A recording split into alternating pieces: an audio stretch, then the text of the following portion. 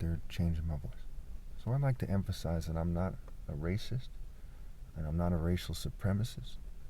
I'm not going to have any children because of the extreme sabotage campaign against me.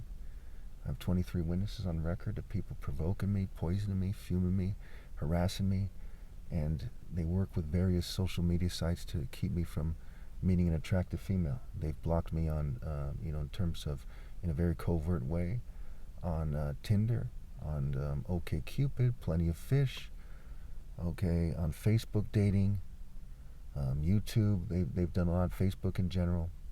Back in the day on MySpace, because of who I am, the son of two doctors. My father's a humanitarian and a brain surgeon. Not just a brain surgeon, but he's considered one of the top brain surgeons. And I think that if everything was fair, they'd basically, in many ways at least, consider him the top brain surgeon. And I consider him the top brain surgeon of all time in many ways here. So when these people who are Republicans, and there's a lot of conservatives, you look up the Democratic Party, you see there's a lot of conservatives who are Democrats. Now, why are they there? Well, they're there partially because of the issues and partially to make sure that an authentic liberal movement doesn't arise. We live in a conservative state where Republicans are conservatives and a good chunk of Democrats are conservatives. That's a conservative majority, and between that and corporations funding both parties, we see that good things don't happen very much in this country. Just mediocre things when we consider this the wealthiest country in the world, and they're not even smart enough to end homelessness. And no offense to anybody, but it's a mostly white government, mostly white population, and the country's output is a country that's not smart enough to end homelessness, something that I would have done immediately if I was in charge. I'd pass an order immediately to end homelessness in the most cost-effective way and respectable way possible. And I wouldn't come up with the plan entirely by myself. I'm not some arrogant person. I don't claim to know everything. There's a lot of things I don't know. I'm not a doctor myself. I'm not a mechanic. I'm not a lawyer, and so on and so forth. Okay, I'm not a chemist, and so on and so forth.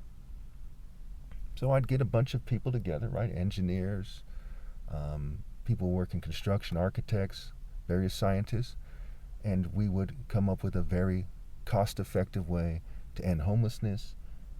We'd work on the food programs. People into the agricultural sciences would help me come up with the best way anyone could come up with at the time to address these very important issues, these bread table issues we're having here in America.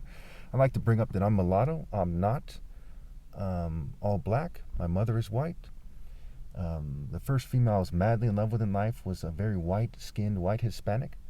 I was engaged to a woman who's part Greek and part Italian. Both of them have black hair, okay, but I'm not a black-haired supremacist. I'm not a black supremacist. If a gorgeous white woman was to come up to me and really communicate that she is fair and beautiful inside and that she wanted to date me, then I would date her. And I'm already part white. When I was engaged to my ex-fiancée, her child was white. So that child, a female child, like a young baby, she would have been my stepchild.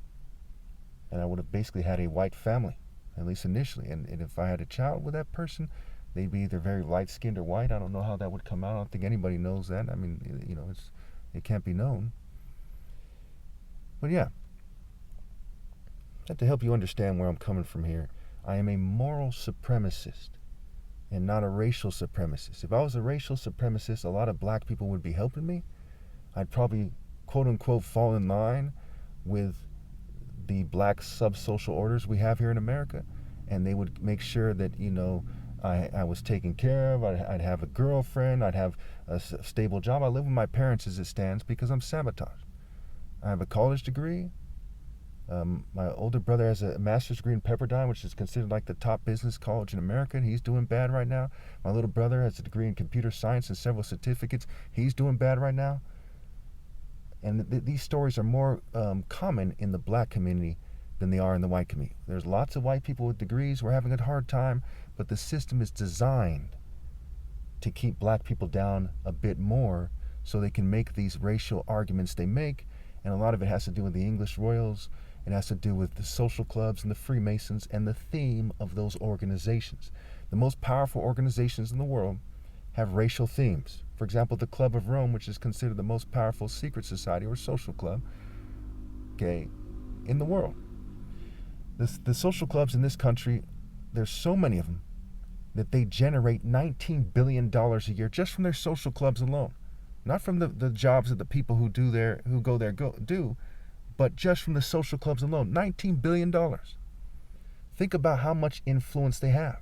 Could it be that the idea of a social club is connected to socializing and social engineering and social media? Could it be that the idea of a fraternity is connected to who fraternizes with who? Could it be that we live in a society where everyone, including white people, almost everyone that is, admits that it's not what you know, it's who you know or who you blow? Could that be the truth? Could it be that we live in a dog-eat-dog society? Could it be that we're in like a rat race where the rabid rats team up and cheat everybody else, and one race is the majority race? Could that be the case? If you think that it couldn't possibly be the case, then you're insane. If you ignore the testimony of millions of people, including millions of white people in this country alone, who would say that America is a racist nation and they've seen it themselves and they've heard it themselves, if you would ignore that, are you being scientific? No. Again, I'm not trying to insult you. The main purpose of this video isn't to prove my point, and I prove it very much in the other two videos. It's to help you understand that I'm not racist. The average person, I'd like to think, doesn't like a racist. And I utterly abhor racism and racists. It's pretty straightforward. Thank you.